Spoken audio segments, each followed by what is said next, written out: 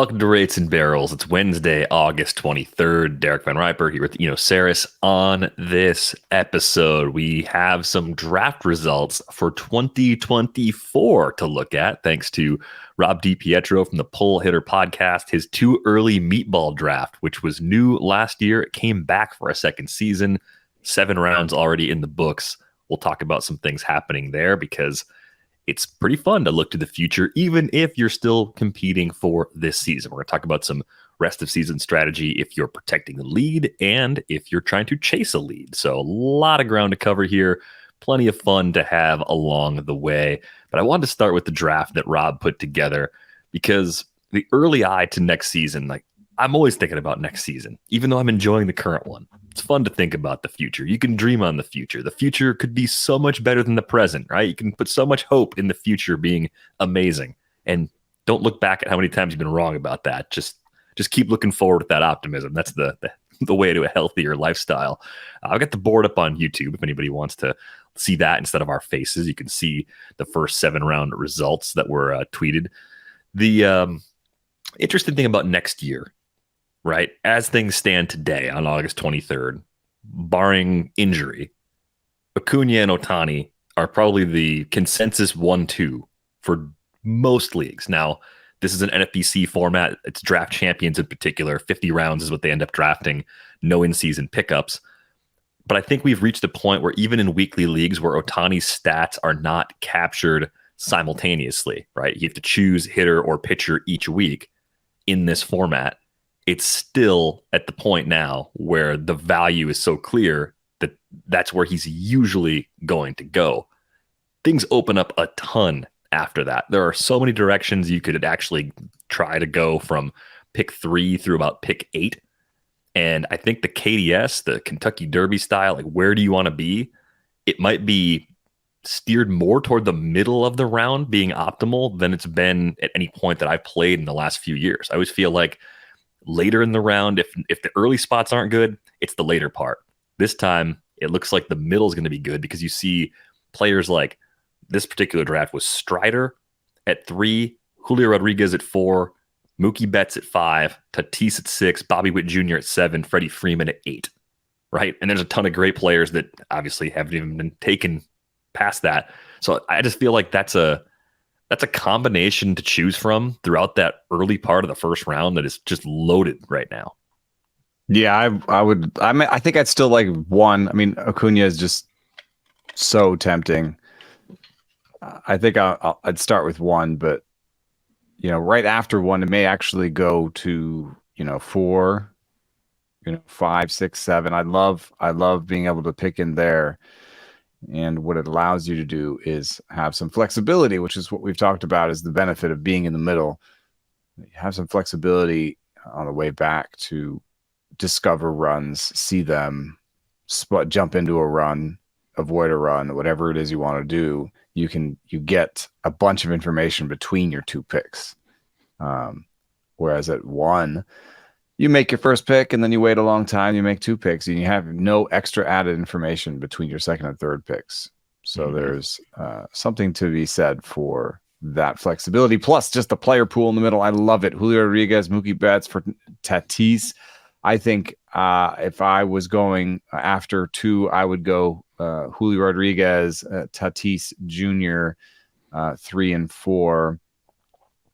Am I pushing Mookie Betts that hard? Freddie Freeman is old. How far does Jose Ramirez fall? Those are great questions. I might push Corbin Carroll back up against Fernando Tatis. I know he's had a bit of a second half slide, but I just like his plate approach better than Bobby Witt's. And I just want young, in their prime, power speed guys 4 through 8. And I think you can do that just by going Julio Rodriguez, Fernando Tatis Jr., Corbin Carroll, Bobby Witt. And then stack up some veterans after that with Jose Ramirez, Mookie Betts, and so on. So that's sort of how my first round would go, I think. Hey, how much do you think the recent struggles of Carroll can be linked to the problems he was having with his shoulder prior to the All-Star break? I mean, it seems like statistically the season has turned on a dime for him, whereas maybe by the middle of June, if you were doing this exercise, you'd been certain Corbin Carroll was in that top 5 based on how well he was playing, the power speed combination that he was showing us. But if you look back to just July 1st, 'cause I think that shoulder injury first popped up again around then, 247, 331, 393, 4 homers during that span, still running a lot, 14 steals. I think that's sort of like the floor skill that Corbin Carroll will have. Even if the power is sapped by the shoulder, he is going to run and run and run. So you're at least getting that. Do you think this is the sort of thing that with an off season, some rest, some strengthening, he comes back and he could put together a full season that looks like the start he was having in the first half? That's the hope, I think. And, even past comparisons to like, a Cody Bellinger or whatever, shoulder injury, what's going to happen? Is he on the precipice of having that sort of injury or re-aggravating it and having that sort of power decline or whatever? I just look at the totality of what he's done this year, and it's so impressive. And to know that he did that while in pain at some points of the season, I just have to think that at 23, the arrow only points up. I know there's a little bit of injury risk. Maybe you could argue you put him behind Bobby Witt, who hasn't really had that sort of asterisk. But in the same way that I see Fernando Tatis Jr. this season and say, it's not his best season, but to put that season together after a cracked wrist and a shoulder surgery, like that's 2 surgeries, and he had this season. It's the word buy low is overused and stuff, and probably doesn't really, work when you're talking about a first rounder. But in this case, I get a little bit of for like buy low vibes on Tatis and Carroll, where it's like those guys could be number 1 picks next year in 2025. You know what I mean? So it's like, why not get what could be a number 1? Like if how Acuna. There's so many parallels with Acuna, right? Acuna was 3rd, 4th, 5th, 6th in some drafts, depending on how far back into draft season you went. Here he is, a consensus 1-1 less than a year later. The injury parallels too, like came back, had a fine season, but not his best. Injury would there was an injury asterisk. If you bet on him, you scored big. That's how I see Tatis and Corbin Carroll next year. Yeah, with Tatis too, you look at some of the underlying changes. He's got a 12% barrel rate this season. That's the lowest we've seen from him in the 4 seasons he's been in San Diego, but 12% is still very good. It's not like he's pounding the ball on the ground at an alarming rate. There's nothing in the profile that says, maybe he's still physically broken. He's striking out less than ever, 21.1%. That was part of the knock on him when he broke into the league.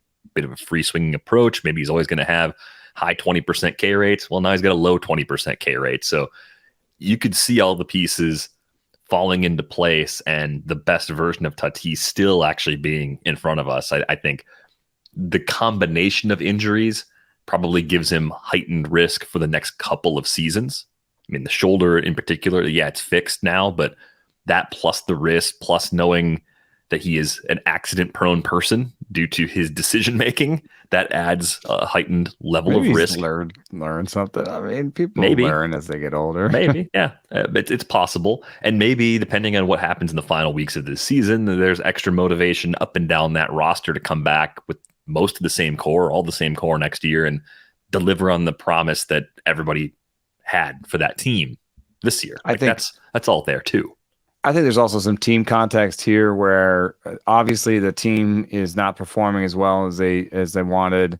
And so it's sort of like some psychological aspect here where the team is not performing as well as they wanted the Padres. And Tatis is coming back and wanting to show everybody, I wasn't a creation of steroids or whatever.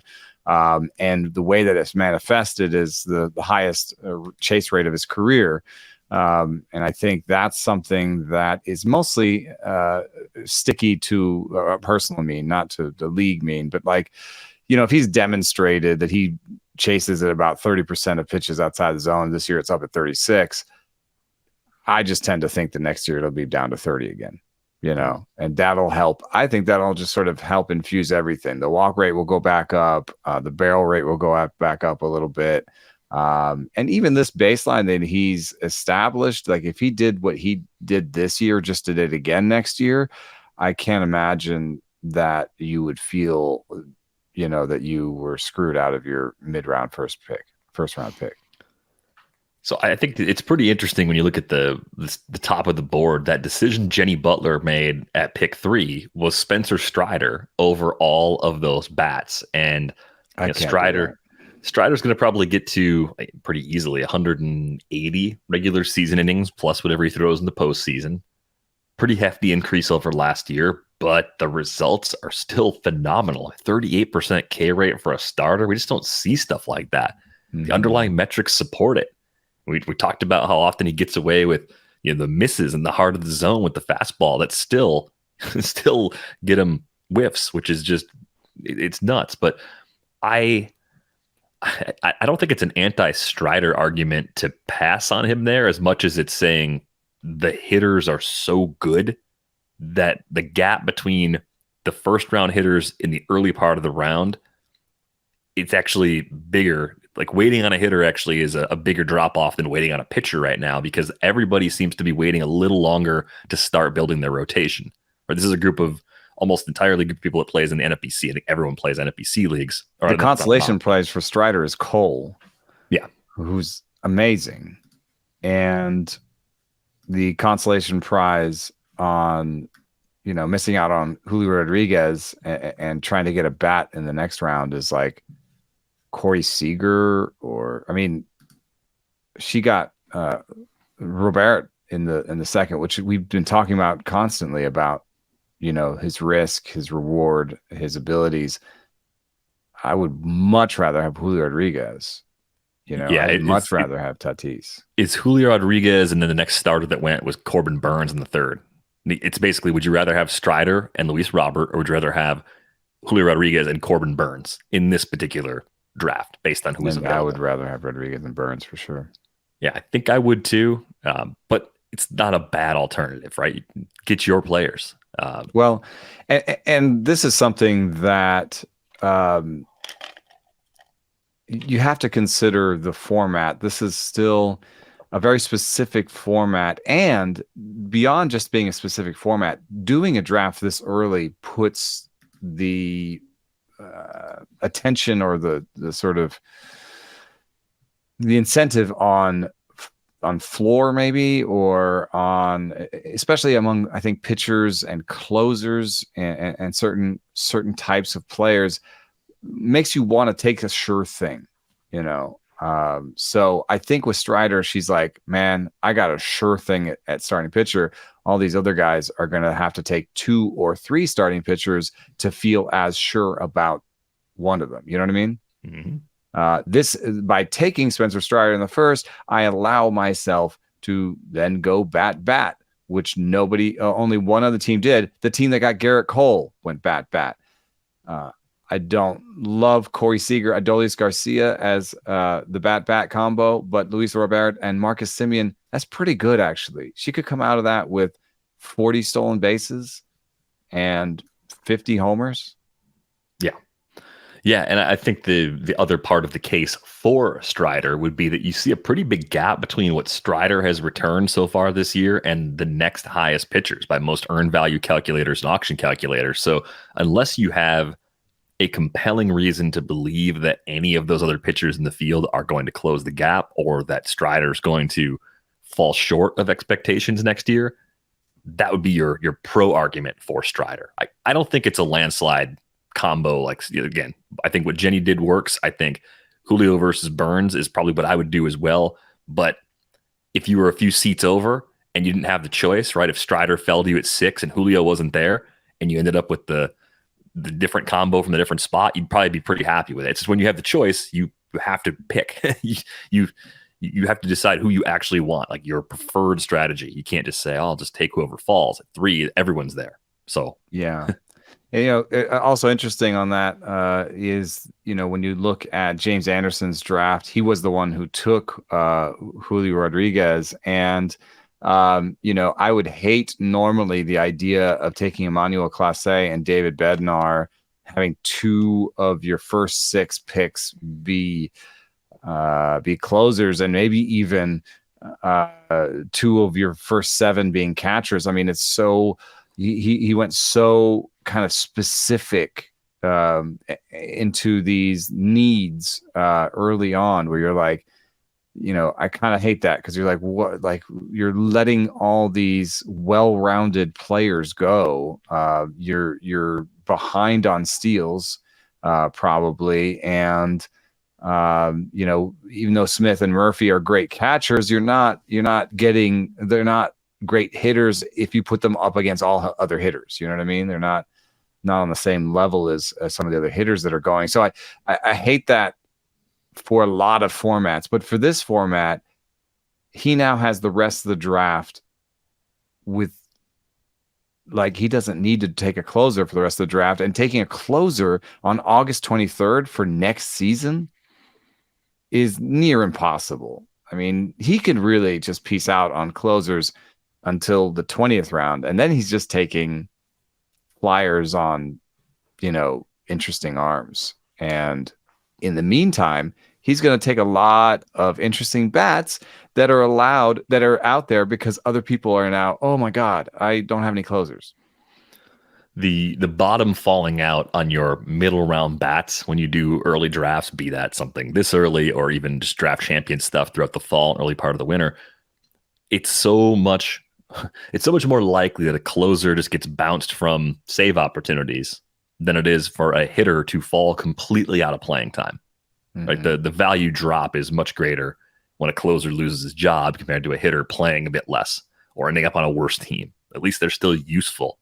And I think that makes a big difference in this format. So I'm with you. I think the circle of trust for closers, as we call it in the spring, it's smaller this time of year. And both Clase and Bednar. It's even smaller if you're like 3 months out of spring, 4 months out of the real normal early drafts. Those are guys that Clase has got that extension. Bednar still got a few years before free agency. If they were to get traded, they almost certainly would end up in a situation where they're still closing, because it would take so much for any other team to go get those guys. So I think that makes a lot of sense as far as just basically having a shot to win a category with 2 picks in the first 6 rounds. There's not really any other category that you're going to have a shot at winning with 2 picks that early. And I think when you can't make moves, it's a gamble that's more worth taking. There's a ton to unpack here. We're not going to go through this whole thing. I think the recommendation here, if you want to look more toward the future, more into this draft, check out the Pull Hitter podcast. Rob's got an episode that he put up today digging more into this. He was in the room. He was part of it. So he could speak to his own strategy and some other things that were going on. But the broader thing I noticed that I think could be a bit of a trend, at least for draft champions, and maybe even into drafts through the spring, you do see the yellow brick roads that you're accustomed to for NFBC style leagues, but they've just shifted down a little bit. I was looking at the board from this draft a year ago, and there were 11 starting pitchers drafted in the first 2 rounds this time last year, and 1 closer. This year, 4 starting pitchers in the first 2 rounds and 2 relievers. It was Felix Bautista and Emmanuel Clase were the 2 relievers. Not a surprise to see Bautista in there. So you start to see the 4th, the 5th, the 6th, the 7th round. That's where the heavy pitching seems to be. So it looks like there's a little more of I'm going to wait on pitching more than I have the last couple of years mindset for a lot of people in this draft. Yeah, I wonder if some of the pro offense rule changes have inserted doubt when it comes to, some of the sort of top end, but not top 3 type starting pitchers. If you think about it, like if you just think about the season that Sandy Alcantara had, and think about the season Corbin Burns had, that he's been excellent now, but it was a tough early going. And then you add the injury component. And to some extent, I think that what they've done is correct. Like, I would rather be taking my starting pitchers, in the 3rd and 4th round. And I like some of the teams that have done that.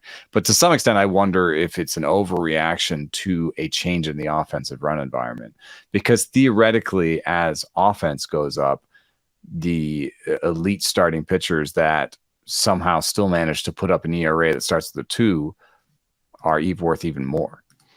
Yeah, and I think I misspoke a little earlier. I forgot to hit the generate button on the auction calculator. Strider is second among starting pitchers in earned value right now. There's a big gap rest of season projections for the remaining time. That's sort of interesting because that gives you a glimpse into what who's earned more value. Gossman? Gallen. Yeah. 14 wins. Yeah. Tiny ERA. Yeah, more value in the ratios from Gallen is what the difference, and a look slightly at higher Gallen volume goes of in the third, and Strider goes third. I mean that goes to speak to the rest of season projections versus just taking what's happened. Yeah, but the rest of season projection that's almost more of like a DeGrom versus the field sort of gap, where you see there's a $10 difference between SP1 and SP2. Maybe. Yeah. So that's what Jenny Butler's looking at. Yeah, I think that could definitely pay off. Marcus Semien, kind of part of that older group of players that it just seems like gets a little undervalued, even though he just keeps doing it. We have guys like that in the first round right now. I mean, in this particular draft, Freddie Freeman went 8th overall. This is the first time I feel like Freddie Freeman is being like fully and appropriately valued. This is the first time that he has shows some warts or something. I bet. He's 30. What 33? He's 34 in the middle of September. Yeah, and he's for the second straight season. Steals. 2 years in a row he's done it. So like last year we all thought, okay, 13. That's about what he'll get with the new rules. Maybe even a few less. No, he's on pace. He might get 20. He's 17 for 18 as a base stealer, and he's hitting 332. And I wondered. Stolen bases, everybody can get some, right? So the totals you need to accumulate are higher. We'll have targets and things that we'll talk about in the offseason. I wonder if batting average is that category where it's kind of like the elite pitcher thing you were saying before, where the guys that can actually get separation and post an ERA in the 3s, there's a premium on them. But what about these perennial great batting average players? It's a short list of guys. Freddie Freeman plays every single day. And he's hit 332 this year after hitting 325 last year. So you pair good power, more speed than you'd expect, great counting stats because of the lineup, never getting days off, and just great core skills. Like he's not showing signs of slowing down. If there are warts there, they're invisible warts. Yeah, I want to see them. The only one I've got is 33. It seems like maybe he's going to be a good bet again. And yes, batting average is up, and you could say, well, that does that devalue a batting average first type player? But batting average is not up a ton. I mean, league batting average last year was 243, and this year is 249. We had higher batting averages in 16, 17, 19, and 15. So batting average is not up with the rocket. It's still under 250, and so Freddie Freeman is still going to represent a huge huge value there. And I don't see him chasing. I don't see the barrel rate down. The max EV's down a little bit, but he's had years with 109s.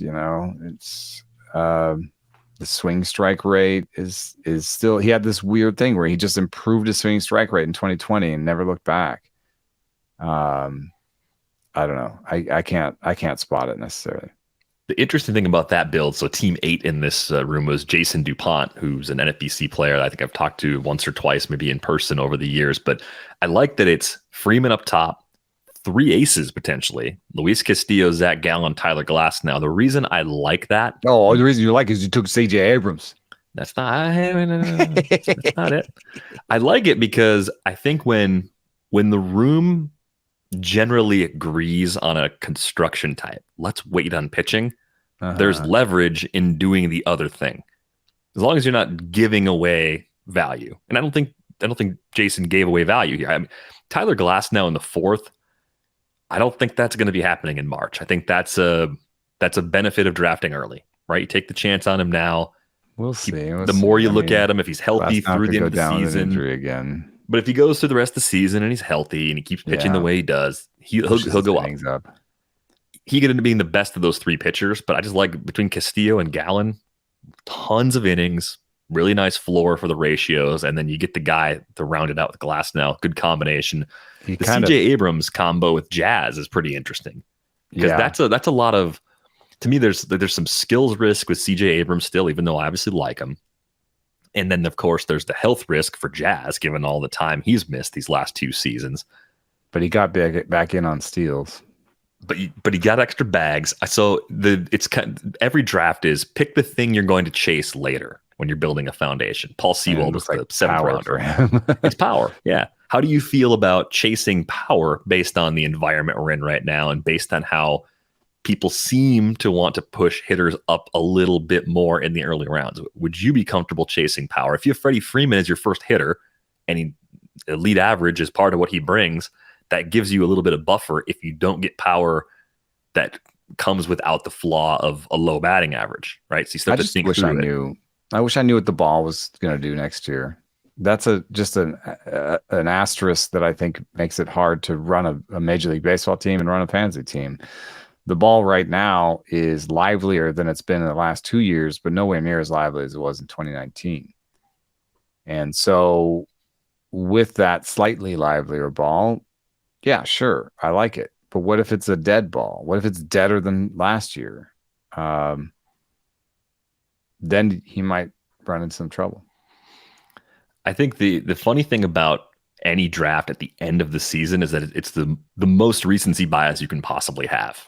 The off season hasn't started, right? The full season hasn't even played out yet, and a player that missed some time, like Judge, who was an earlier first rounder, he's at the back of the first round. Young guys that are popping. Elly De La Cruz, there was a shot he was going to go in the first. He went 18th overall. What he does in the next 5.5 weeks is going to determine whether or not he keeps tracking up towards the first round or if he slides back a little bit from where he is right now. But Elly's always fun to talk about. So let's just look at him for a second. He is exceeding a 20 homer, 40 steal pace right now as a rookie through 64 games. This is really good, even though, as we know, there could be some bumps along the way. Like if he's doing this while making adjustments and figuring some things out, the peak could be just absurd. He's going to get a lot out of his batted balls because he hits them so dang hard. So you are going to project him for a really high BABIP. And as most rest of season projections have for Elly, they've got him in the 340s, basically. That's going to help keep his batting average out of the 220s where most people reside if they strike out 34% of the time. Some of this we saw with a healthy young Tatis. So I don't love a 7% walk rate and a 34% strikeout rate. And if you look at his rolling charts, his K percentage has actually gone up over the course of the season, even as there's good things in the rest of his numbers. Like he's got a chase rate that's kind of gone down over the course of the season. His ground ball rate has gone down over the course of the season. Those are really good signs, I think, for him sort of learning the zone, learning where he can attack, not hitting everything on the ground. Those are great. Strikeout rate has gone up, and that's where the risk is for me. And I don't normally love a 7 and 34, but in this case, you're also talking about a 21-year-old that should have 4 years of improving that strikeout rate. And you never know if, next year could be the year that he just gets it down to 26% and just keeps it there for his peak, and that's the tantalizing aspect is if he did something like that, Elly De La Cruz could hit 280 with 30 homers and 50 stolen bases next year. Right. It's in his range.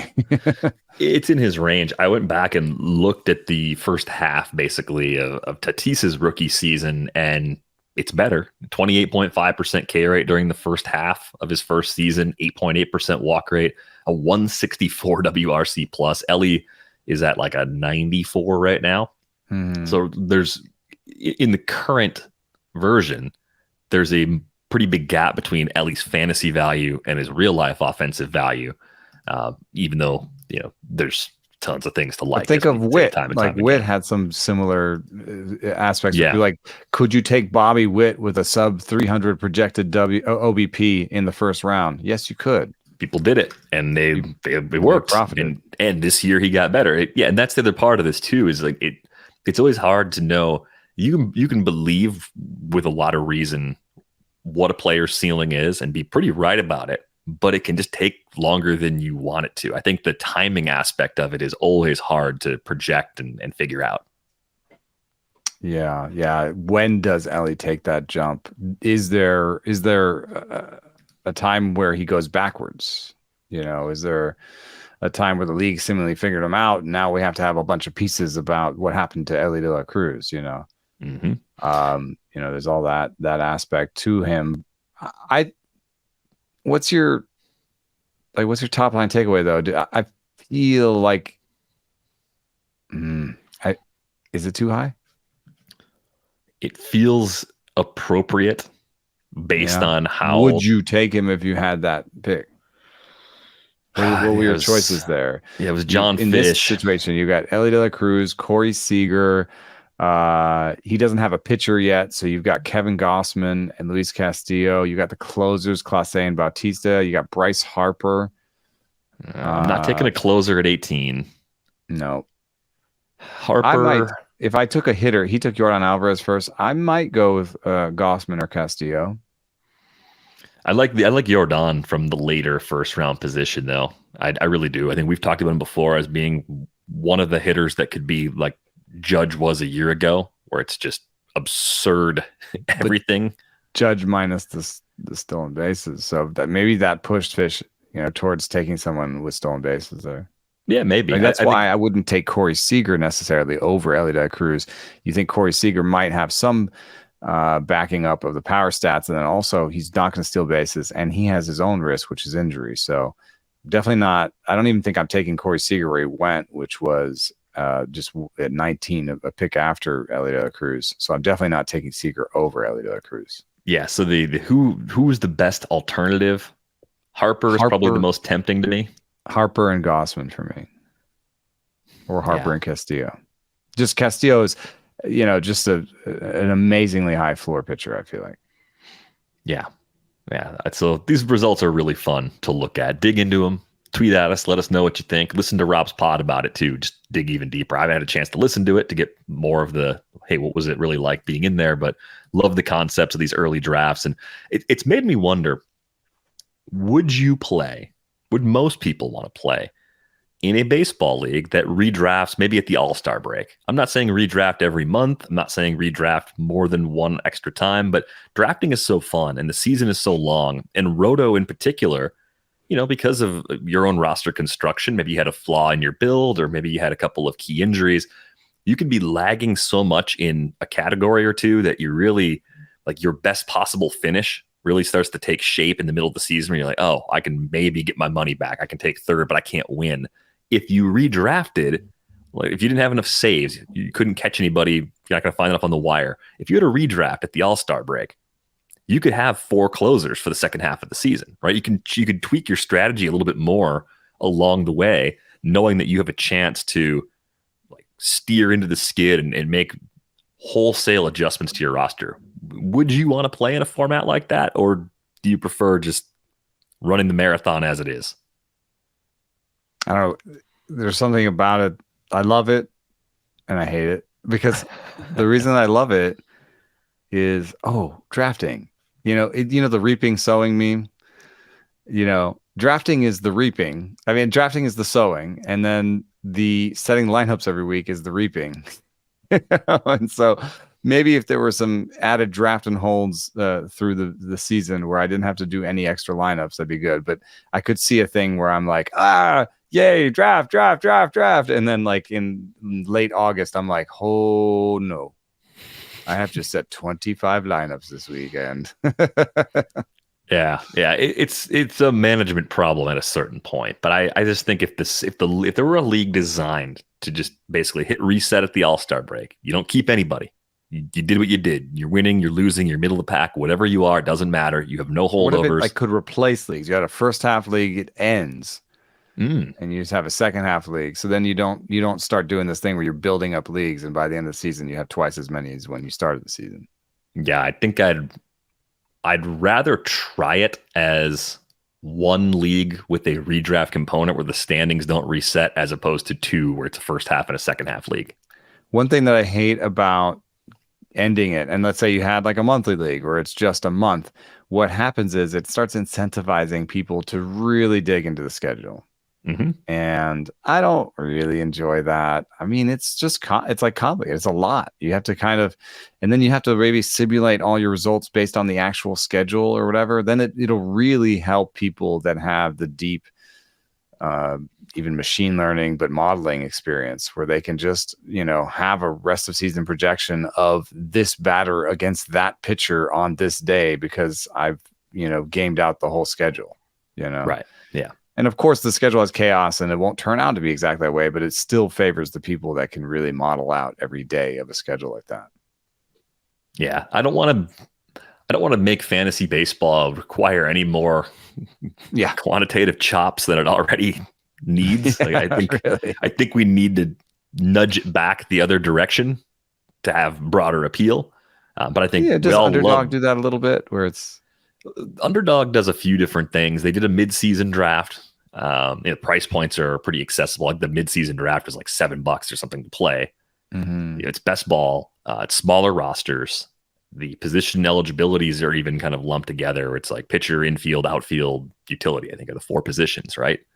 So, maybe that's too much of an adjustment for. I'm considering myself an old timer now. Like I'm more traditional. Well, that seems like it doesn't put as much pressure on modeling every single player. There's going to be a fair amount of luck, and so you can just be. And there's not a huge buy-in, so it's kind of like, I'm gonna throw down $7 and have some fun. Just pick some guys. At $7 and in a big field best ball, I think you want to just do the most extreme stack combos that you can do, right? You just want to try and basically thread the needle, shoot the moon, make it perfect. Like that's the goal, because you're trying to just take the big prize down. You're not trying to win the smaller prizes, which, that's a thing within the NFBC too. It's like you have to build in a way where you're going to play overall. If you're playing in the online championship, those are 12-team leagues. They're $350 entry fees, but you're trying to get the 6-figure payout.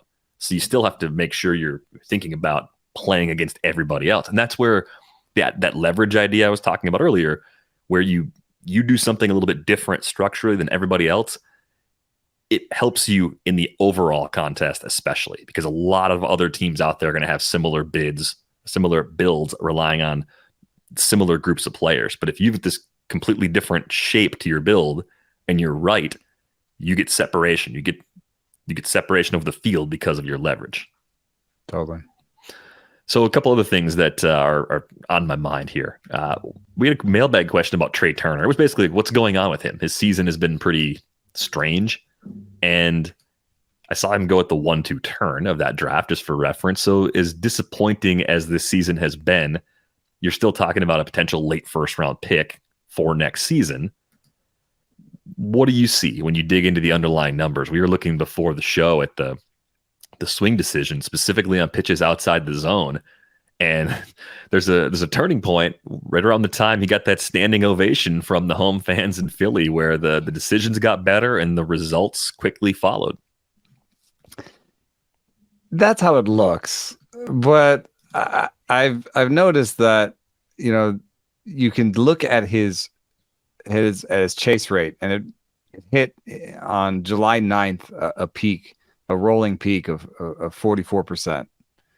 And it was generally super high this early season, and that's associated with pressing. But an interesting thing happens. That's July 9th, and it starts going into a nosedive that goes all the way into early August. So, in fact, the improvement was already happening. You know what I mean? Like, oh yeah, we're just fitting a narrative here. This is exactly right. That peak there, that July peak there before it goes down into the tank, that's in July. So I think in a way it could have just been validating, where it's like, okay, they love me. Everything is fine. My process has been better, and from here, I've got somewhere to go. So, but you have to also think that just generally this early high, three peak O swing thing that's happened here. That is basically a higher, longer stretch of chasing than he'd had, in the last 2 years before that. That's got to be pressing on a new team. So to some extent, I think Trea Turner is a good guy to buy back in on because he's had these much lower chase rates in the rest of his career. And I doubt that at 30, it's just turning on a dime like that. I think that's more sort of psychological pressure. And then the other thing is, he's going to end up with around the same amount of steals this year than he had last year. Despite the new rules and despite the fact that he's still the 5th fastest runner in baseball.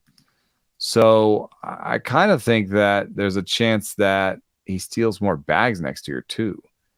So, and then lastly, this is one of the better offensive environments for him. So, to take a barrel rate that's basically the same as he's always had and turn it into the worst ISO he's had in 5 years, despite being in Philadelphia. I know that Philadelphia's played a little differently this year, but I can't find a reason as to why, although someone did mention that there's a new scoreboard. Any case, I would assume that power goes up because it's a good run environment and his batted balls aren't worse than before. And chase rate goes down, which will improve his walk rate and his strikeout rate and his power. And then I think stolen base rate goes up next year. I think he's a good bet. I like that. He's a, and it's like, you talk about projected bounce backs. They can be problematic at 32, 33, and 34. I don't know what to do with Giancarlo Stanton next year, at his age. But we're talking about a 31-year-old who's super athletic. I'm buying the dip. Yeah, even with some of the struggles, he's on pace for a very similar home run total this year versus last. And that might be the category that slowly drips away for Trea Turner. I mean, maybe the strikeout rate, maybe the strikeout rate will live above 20% going forward. His swing strike rate has been slowly going up. Right. I mean, the rest of season average projections, the Bat X is the high at 284. I think Steamer's the low at 271. So maybe you're not looking at a batting title contender anymore. Maybe that's part of it too, with a little less hard contact, but it's not falling off a cliff. I do think on the mega deals, there is that internal pressure. This feels to me more like the season a few years back when Jose Ramirez just had a horrible first half. And then he looked like himself in the second half and was himself again the following season. I think that's kind of what we're seeing with Trea Turner right now. So I like him as a good late round 1, early round 2 option in leagues looking ahead to next season. The other player that I want to talk about today is not a player you see at the top of the draft board, but he sort of lives in the shadow of Elly De La Cruz. It's Matt McLain. Matt McLain is on pace for a 25 homer, 20 steal season, and he's been up in the bigs for a half season's worth of games now, 83 games. So this all looks pretty good from a roto perspective. And if you're playing in an OBP league, I think you've got a better floor there, because if you're looking at those average projections, you see some pretty low numbers, 245 to 259. He's at 295 from ATC. Yeah, ATC's got him all the way down at 229. But there's a couple things that could change. The swing and miss in his game could get better. It's possible. He doesn't chase outside the zone a ton. He had lower swing strike rates than the minors, yeah. Yeah, the minors point to some better skills there. A little bit older rookie, though, so you're not going to get too much aging curve bonus there. No, but even if it's just knocking 3 percentage points off there, if it's a 25% K rate or a slight uptick in walks, that could give him more green lights on the base pass. The thing that I like is that the quality of the contact has been good. It's a good barrel rate, 10.3% barrel rate. All around, just a solid player that I think I was a little unsure of because of the flaws we saw at AA a year ago. I thought there might be a little more downside in this profile at the big league level, and he's proven me wrong so far. Al Melchior had an interesting piece where he kind of looked through the StatCast and tried to, parse through the StatCast on a secondary level and look at different indicators in different directions. And I think he was a little bit more positive on Spencer Steer and a little bit more negative on Matt McLain. You should read it and not have me just characterize the whole piece like that. But one thing that Melchior pointed out was that Matt McLain is not pulling the ball and not pulling the ball in the air as much as Steer. And that's something that can work, I think, in Cincinnati.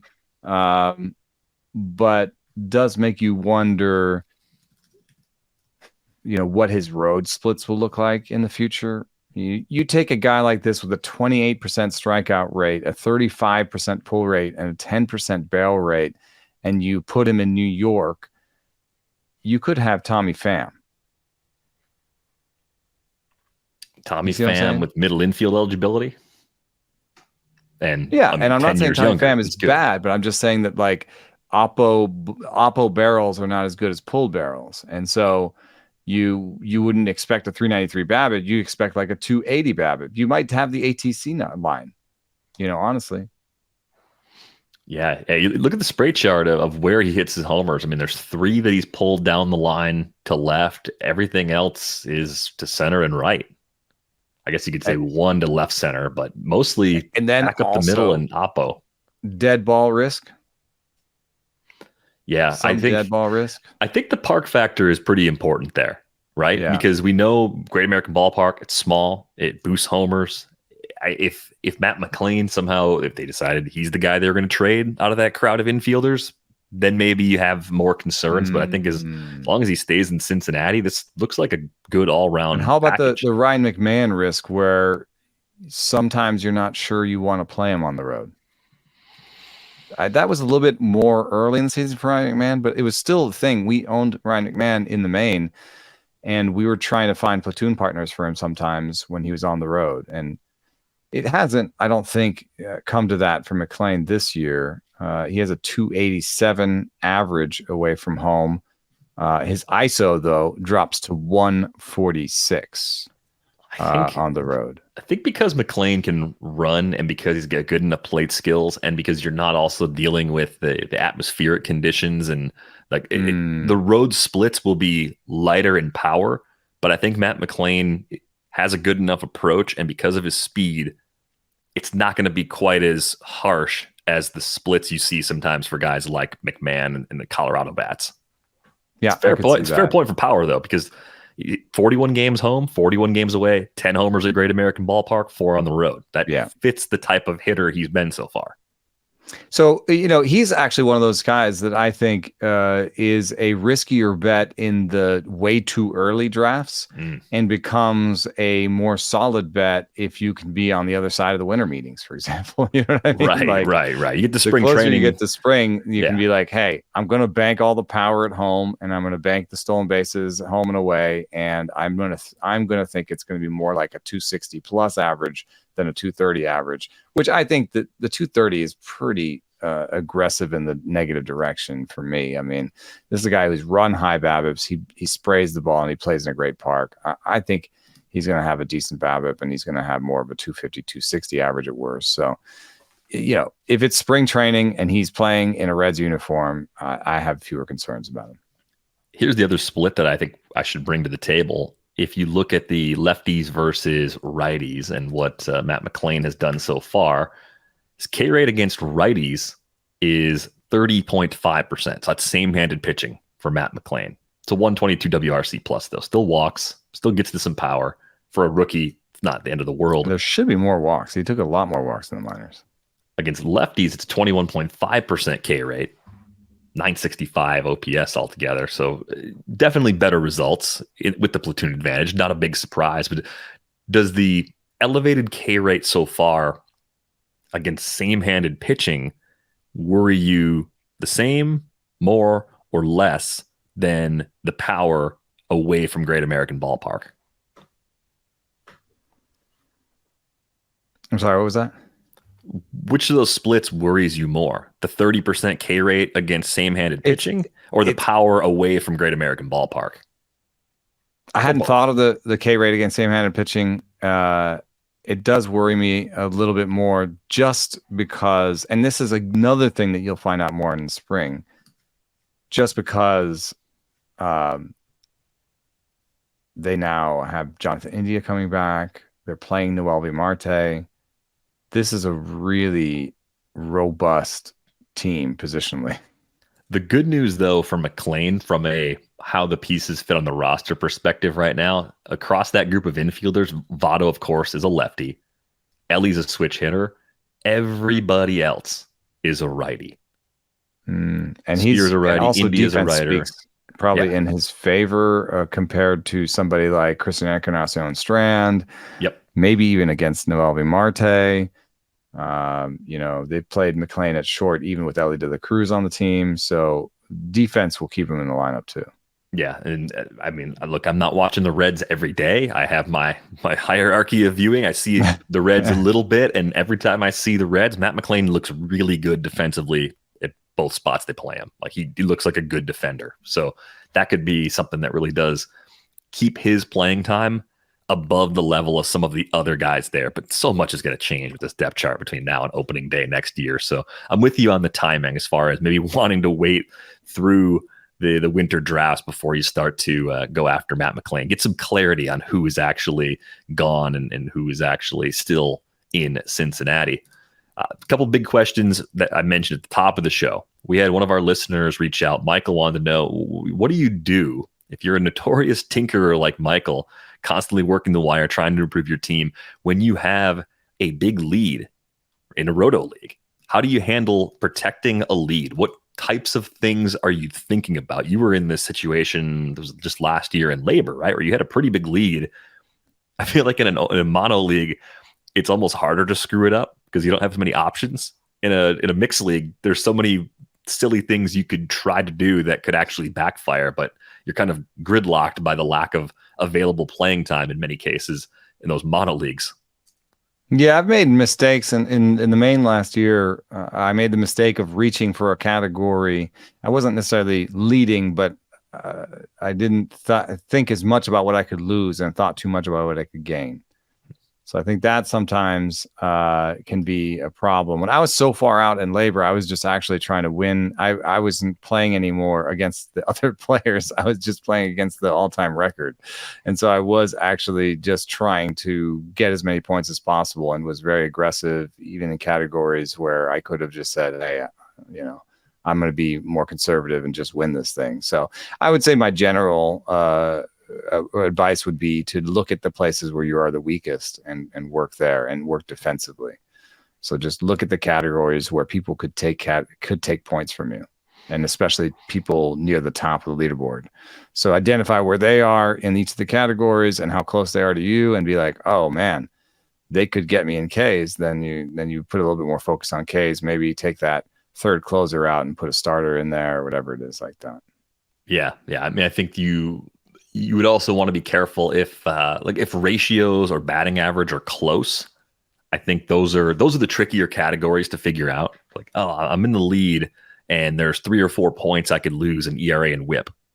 You really start thinking a lot about every pitching decision in that situation. But I feel like in that situation, you're just trying to play good pitchers. Like you're not taking unnecessary risk. You don't have to take the unnecessary risk of playing like I'm Bailey Falter for 2 starts. You don't have to do that. Don't do that. Yeah. And then in that case, you might put the 4th reliever in. Mm-hmm. Who's not necessarily a closer. He might not get you a bunch of saves, but he's definitely not going to blow up in the same way. Yeah. So I think the ratios can be the slippery part of that, but I think the general thing is to look at how people can make up ground on you and make sure you don't lose points that way, because that's what everyone's looking at. They're looking at your vulnerabilities. They're looking at the easiest way to catch you. How can I get a point off this guy? Mm-hmm. That's exactly right. Flipping it. Oh, there's actually a beer of the week recommendation too. It's a root beer recommendation, Parlor Root Beer. It's a great company from Northeast Pennsylvania. They ship nationwide root beer, butterscotch root beer, and great birch beer. I like that. Nice. Give that a shot. My beer of the week is just a style. I've been finding Pilsners as a nice respite, because one thing that I have found with, as much as I like hazy IPAs and as I like IPAs generally, they're getting pretty sweet. They can be pretty sweet. They are sweet in general. And there's something where you just like, if you just have sweet, it's just like, it's too much. And Pilsners, lagers are actually pretty sweet. They have a kind of corn syrup sweetness to them. And Pilsners are one of the few beers out on the market that still have a little bit of crispness, a little bit of bitterness to them. And I found it super refreshing this summer to mix in the Pilsners. Yeah, working through a particularly hot part of the calendar right now too. It sort of shifts what do I want to have? Like that pickle beer I had on the way back, moving back. That was great because it was 85 degrees and humid at like 9 o'clock at night. It was almost like a Gatorade, but in a beer. Yeah, I thought the pickle actually worked really well. But if you don't want to go to pickle beer, I actually just had a Door County Trolley Red Lager. It's a cherry beer, from One Barrel. Thought that was really good. Yeah, really enjoyed that. So I think that was more on the sweet end. A little more on the sweet end, but it was balanced really well. Like sometimes the cherry beers can be like too tart on one end, or they can be too sweet. This one actually kind of hit the middle the way it's supposed to. So I liked it. I was surprised. I was looking at the Untapped on it. It's like a 3.6. I'm like, this is actually pretty good. I'd give it a thumbs up. I just want beer. For a long time, I looked at Untapped for everything. I'm like, I gotta make sure I'm not wasting beers. I don't want to buy bad beers. Now I just kind of want more like is this good enough to try or not? Yes or no, like 0 or 1. Is it good? Fine, I'll try it. And if I really like it, I'll go get it again because everything is like a one shot for me. I was like, I just gave everything that was good enough 4 stars, and if it was bad, like 2. Like never. Right. I was like, what's the difference? 3.5, 4.5. I don't know, man. Do I want this again or not? It's 4 if I want it again, 2 if I don't. Yeah. So that's the scale. I mean, that's the same scale I'm talking about. Basically, it's like, yes again, no. Like, and maybe there's a handful of beers that you'd say that's just better than even the stuff that I really like. Maybe there's some 5s. Yeah. Your King Sue or whatever your favorite all-time beers are, like they're in their special category. But generally, it's like, would I get this again? Yes or no? And how often when you're having beers, there's so many, other circumstances, who you have them with, how cold is it, the beer itself, how cold is it around you, how warm is it, how much physical activity do you have? I had an original pattern, that'll be my beer of the week, original pattern Pilsner, right before and after I jumped into the Yosemite, the river that runs through Yosemite, the creek. I think it's the Merced River that runs through the Yosemite Valley there. And before I jumped in, it was 80 degrees and I was hot, and I was like, this is nice and refreshing. After I jumped in, I was shivering, and the beer was more about the fact that it was going to warm me up a little bit on the insides than how crisp and refreshing it was. So there was definitely a before and after there. There's a great video of me and my kids. So one of my youngest went in the water. And he's like, oh, it's so cold. And he was like prancing around. But I was like, well, if he went in, I have to go in. Yeah. Like I can't have the 8-year-old making me look bad. Or, so then I jump in and there's video of me just being like, ah, and like, how do I get out? How do I get out? So then when I come out, the older one comes, I call the older one over and like, no, now you got to go. And he goes, okay. And so he set it up where I was going to jump in and they were going to jump in with me. And I was like, I'm going to jump this way. You jump that way. You jump that way. Here we go. On 1, 2, 3. There's video of me going 1, 2, 3 and jumping in, and they don't jump in. and then the brothers start getting in each other like, no, you go. No, you go. No, you go. And then they both sort of like pull each other into the water. Yeah, that's fun. That's what you want, right? And healing with the broken arm too. Yeah, unfortunately, I don't know if I gave the update. He did a fracture. It's a torus fracture. It's a very interesting one. He doesn't have a full cast, and it's a fracture that only kids can get, really, because kids' bones are spongier. And so basically what happened is the sponginess fractured. So it's almost like a stress fracture or something. Like it fractured, it got compressed. And so it's it's not happy inside the bone, but there's no actual like break. It's sort of a compression fracture, if that makes sense. Prognosis is pretty decent. 4 weeks in a splint. We can take the splint off and wash it, and he's going to meet the orthopedist and find out. And they said, he asked, one of the first questions he had, can I still throw? So we've got to figure out how to continue his throwing program while I just roll the baseball back to him, I guess. It's the catching hand. So, okay. Yeah, it's the catching hands. That's fortunate. Yeah, keep busy. Well, hopefully speedy recovery is on the horizon. It sounds like compared to the alternatives, it was reasonably good news given the circumstances. Opposite side, by the way, of protecting a lead, chasing a lead. It's like the inverse, right? You're counting the points you can get the easiest. You have to be willing at this point in the season, if you haven't done so already, looking at categories where you're not going to lose ground, maybe give up on categories to shift from 7 starting pitchers and 2 relievers to 8-1 or 9-0. If you're trying to chase bulk, you're trying to chase wins and Ks, and your ratios are banged up. Great. Just throw your Bailey falters, throw your unwanted 2-start pitchers out there, because if you're just chasing the lead down, like, what do you have to lose? That's what I'm saying. I think my advice is generally just be as aggressive as possible, and be aggressive in ways where you're like, ooh, man, should I really not throw any closers? I could lose a point over here. Well, think about it. How many points can you gain somewhere else? Can you really just lose 1 point somewhere, tank it, basically tank a category, and be like, man, if I just tank 1 point in saves and lose that 1 point, can I really get a bunch in Ks and wins? Like, are there 5 or 6 points over here and I lose 1 point here?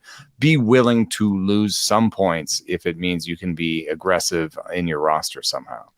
That's really the only advice I can give. The other is just that you should also maybe consider what's actually available to you on the wire, what's available to you as a strategy. There's some leagues where, like, I could decide in AL Labor I want to stream pitchers, and you're not going to find any. So, and I have 4 fab dollars left, so I don't even know how to do that. So yeah. I think you described a strategy that doesn't actually exist in that case. The money doesn't quite line up with the availability of the players you need to actually do it. But I think in a case like that, you'd be looking at bulk relievers, the middle relievers, some players like that go 2 or 3 innings at a time. That might be your best path to try and vulture relief wins and help your ratios that way, because it's better than the short relief option. So I think you do have to be a little more creative with the types of players that you can lean on when you're chasing a lead. I would also say I'm more willing to stray away from an in-season or a rest of season projection.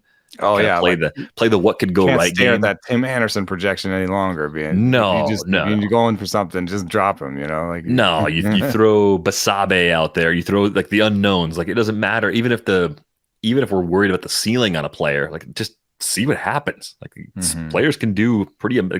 You could find yourself a Zach Galoff just by taking a chance on someone who has a job. And I think Aaron Small won like 12 games for the Yankees with like a 3.3 ERA and was never heard from again. Yeah. Did Aaron Small? How many other teams did Aaron Small play for that you can remember? Without looking it up, do you remember him playing for any of the teams? For a while. He bounced around. Yeah, there we go. There's the year I'm talking about. 3.20 ERA and 10 wins, no losses. What a bright, shining season in an otherwise forgetful career. Yeah, he plays. This is a pretty good little immaculate grid hack here. Aaron Small made appearances for the Jays, the Marlins, the A's, the Diamondbacks, the Braves, and the Yankees. There's your low percentage name the next time some combo of those teams comes up. He's also a really strong example of why K-BB matters. Yes. Career 2.3 K-BB. 25 career wins, 10 of them came in that 2005 season. It was over 9 parts of 9 big league seasons. What's funny too is he was saving games in 1997 for Oakland, and somehow, nearly 10 years later, he pumps out 10 wins for the Yankees. What a lovely career. Hey, spent more time in the big leagues than I did. So yeah, 100%. Hat tip to Aaron Small. We are going to go on our way out the door. A quick reminder, you can find us on Twitter. Eno's at Enosaurus. I am at Derek Van Riper. The podcast is at Rates and Barrels. That's going to do it for this episode of Rates and Barrels. We are back with you on Friday.